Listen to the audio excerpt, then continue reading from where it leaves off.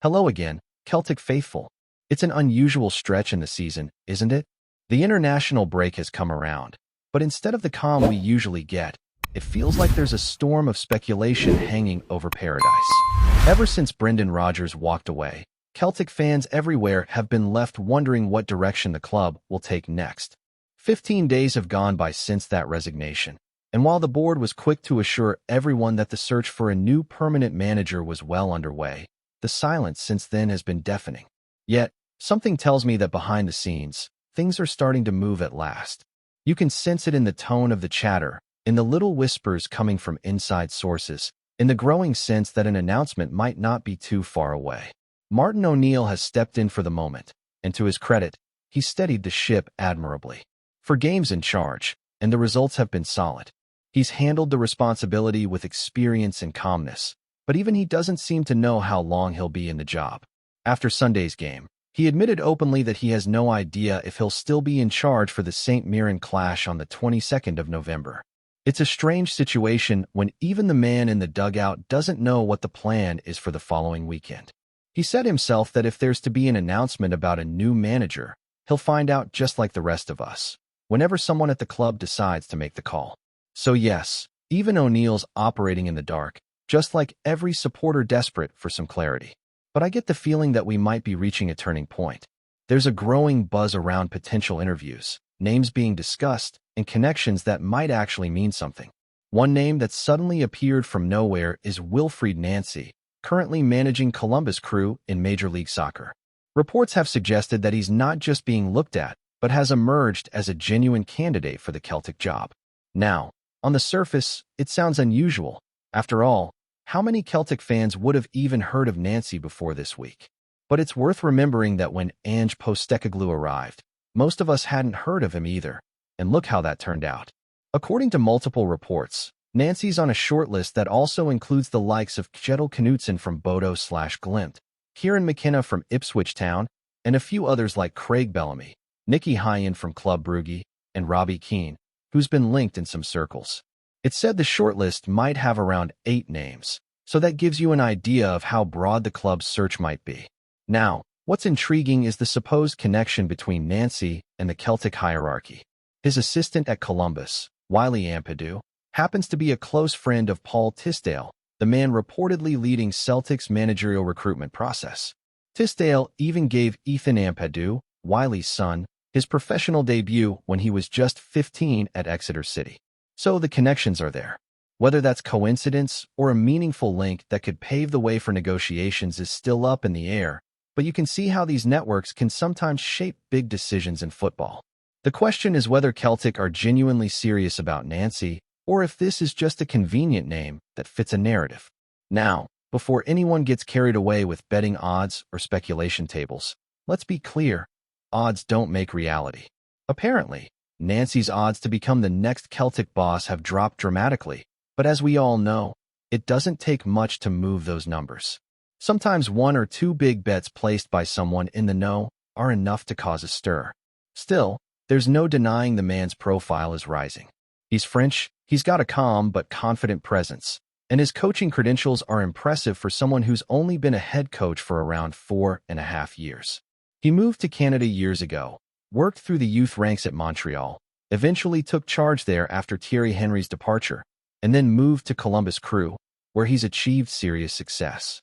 Under his guidance, they won the MLS Cup and later the League's Cup, competing against Mexican sides as well. In 2024, he was even named MLS Coach of the Year. So, for a so-called outsider, Nancy's resume isn't exactly lightweight. Tactically, he's interesting too. His teams are known for playing brave, possession-based football. Columbus Crew don't just sit back or lump it long. They build from the back, commit numbers forward, and use a 3-4-3 setup that relies on short, precise passing even under pressure. In fact, analytics show that his team ranks among the top sides globally in ball retention under high-intensity pressing, rubbing shoulders with the likes of Manchester City, Real Madrid, and Paris Saint-Germain. That tells you a lot about how his teams handle the ball. It's the kind of football that Celtic supporters have come to love, front foot, progressive, and fearless. It's easy to see why that might appeal to the board after the success of the Postecoglou era. But football isn't only about tactics, it's also about character. Celtic needs someone who can command the dressing room, unite the fan base, and embody what the club stands for. Watching Nancy's interviews, you get a sense that he has that calm charisma. He's not loud or flashy, but he speaks with conviction. He's the type of coach who focuses on connection, on developing players as people as well as professionals. After winning the MLS Cup, he said something that really stuck. Impossible is an opinion. It's a simple line, maybe even a bit corny, but it says a lot about how he approaches football and life. He talked about having a clear vision, creating bonds, and playing their own way. Values that sound oddly familiar to Celtic fans who remember Ange's emphasis on togetherness and identity. And that's perhaps where the intrigue lies. It's not that Celtic are looking for another Postecoglou clone, but maybe they're searching for someone who carries similar values: innovation, humility, and a belief in football that excites the crowd. It's easy to be skeptical, especially when the name comes from outside Europe. Fans are right to question experience, to wonder whether Nancy could adapt to the pressures of managing a club where every result makes headlines. But there's also that sense of curiosity, that question of what if. After all, we've seen before how an unknown name can walk through the doors of Celtic Park and completely transform the club. Of course, he's not the only name in contention. Kjetil Knutsen, the man behind Bodo/Glimt's rise, remains a fan favorite. His achievements in Norway over the past 7 years have been incredible, and his teams play the kind of fearless attacking football that would fit naturally in Glasgow. His contract is running down, which might make him an attractive option, though it's not clear whether he'd actually leave Norway, given how much power and comfort he enjoys at his current club.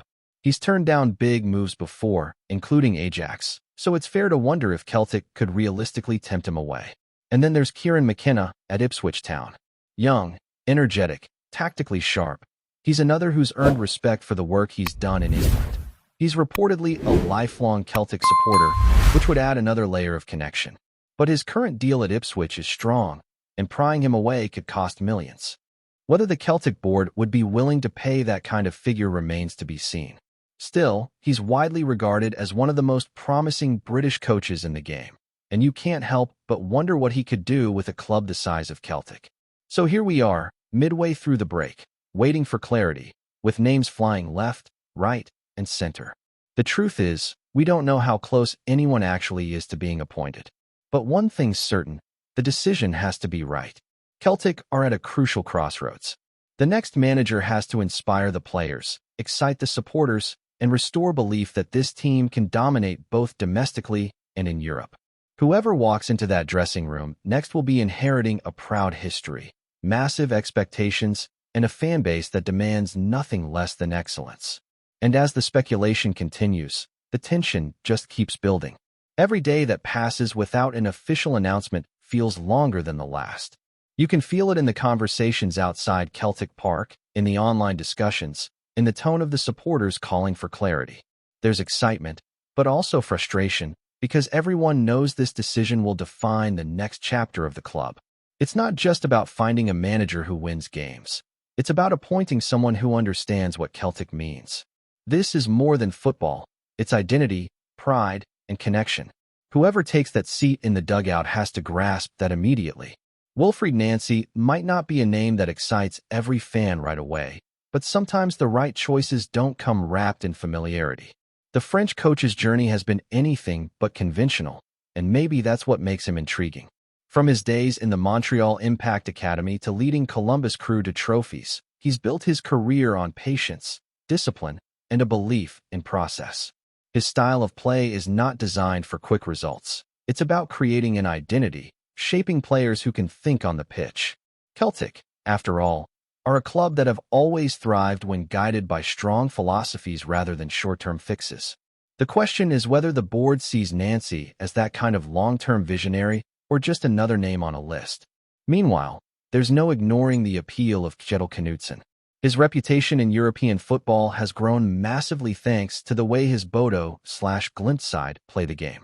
Fast, aggressive, fearless, the kind of football that fits the Celtic DNA. He's built something remarkable in Norway, taking a small club and turning them into European giant killers. Fans remember vividly the way his team tore through established names on the continental stage. It's easy to imagine him bringing that same energy to Celtic Park. But would he leave Bodo now? His bond with that club runs deep, and he has a level of control there that he'd never get in Glasgow. Still, football can surprise us, and Knutson knows that Celtic, with its history and passionate fanbase, offers a stage like no other. Then there's Kieran McKenna. The more you think about it, the more he seems like someone built for a club like Celtic. Young, ambitious, and full of ideas, he's managed to transform Ipswich Town into one of the most entertaining sides in the Championship. His approach, structured yet expressive, feels tailor-made for a team that values attacking football and youth development. The fact that he's a boyhood Celtic supporter only fuels the romantic side of the story. But emotion doesn't pay release clauses, and Ipswich won't want to lose him easily. The Celtic board would need to show genuine intent, financially and strategically, if they want him in the hot seat. And then there's the name that refuses to go away, Martin O'Neill. For many supporters, seeing him back in charge, even temporarily, stirs up memories of the glory days. His passion for the club is unquestionable, and his understanding of what it means to manage Celtic is unmatched. There's a comforting sense of familiarity with him on the touchline. But sentiment can only take you so far. The game has moved on, and even O'Neill himself has admitted he's unsure about the long-term picture. Perhaps his role right now is to keep the team grounded, to steady things while the board finalizes their next move. If that's the case, he's doing it with the same dignity that's always defined him. As for the others mentioned, Craig Bellamy, Robbie Keane, Brian Barry Murphy, they each bring something different, but none seem quite like the full package. Bellamy's intensity might be both his greatest strength and his biggest weakness. Keane's charisma and Celtic connection are appealing, but he lacks the managerial experience for a job of this scale. Barry Murphy is intriguing, young, and well thought of within Manchester City's development structure, but it still feels a bit soon for him to make the leap to a club of Celtic's magnitude. This is a job that demands instant respect and presence, and not everyone has that. What makes this moment fascinating is that Celtic stand at a crossroads between continuity and reinvention. The fans crave excitement again. They want to see football that makes them proud, that fills Celtic Park with noise and belief. But they also want stability, a sense that there's a real plan in place for the years ahead. The next manager can't just win a few games and fade away. He needs to build something that lasts, something that can compete beyond the borders of Scotland. Europe has always been the measure for Celtic, and the hunger to make a mark there remains as fierce as ever. Before we proceed, subscribe to our channel and enable notifications to receive all exclusive news about Celtic FC. Don't miss any details about your favorite team. It's extremely important for Celtic FC fans. Drama at Celtic Park. Rumors are swirling that Callum McGregor, the talismanic midfielder and fan favorite, has made a decision that could change everything at the boys' camp. Sources close to the player claim that McGregor is considering leaving the club, sparking a wave of speculation across Scotland and beyond. For years, McGregor has been the heartbeat of Celtic, dictating play from midfield with his vision, energy, and leadership. He's a product of the Celtic youth system, a player fans have celebrated for his commitment on the pitch and his loyalty off it. But whispers now suggest that something is shifting behind the scenes, and the Scottish Premiership giants may be about to lose one of their most iconic figures. Insiders hint that McGregor's decision isn't impulsive. Talks over a new contract have reportedly stalled, and there are murmurs of interest from clubs outside Scotland, clubs with deep pockets and grand ambitions. The thought of McGregor plying his trade elsewhere has sent shockwaves through the Celtic faithful, who have always counted on his presence to drive the team forward. What's most intriguing is the timing. With the season entering a crucial phase, any potential exit could disrupt the boys' campaign. Fans are taking to social media, expressing disbelief and anxiety, with hashtags trending that call for McGregor to stay. Yet, despite the uproar, McGregor himself has remained tight-lipped, offering no confirmation or denial. Speculation is mounting. Could this be a strategic move to pressure Celtic into a better contract, or is it the start of the end of an era at Parkhead? Industry insiders suggest that the coming weeks will be decisive, as McGregor weighs his loyalty against the lure of fresh challenges elsewhere. Whatever the outcome, one thing is clear. Celtic and their supporters are on the edge of a cliff, staring into the unknown, wondering if their midfield general will remain the driving force of the club or embark on a new chapter far from Glasgow. As whispers turn into headlines, one thing is certain. If Callum McGregor leaves, Scottish football will never be quite the same again.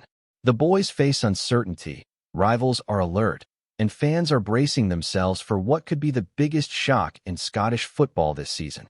Hello, fan. Don't forget to like and subscribe to the channel, as it means a lot to Celtic FC. Also, share your opinion about the news in the comments below. See you in the next video.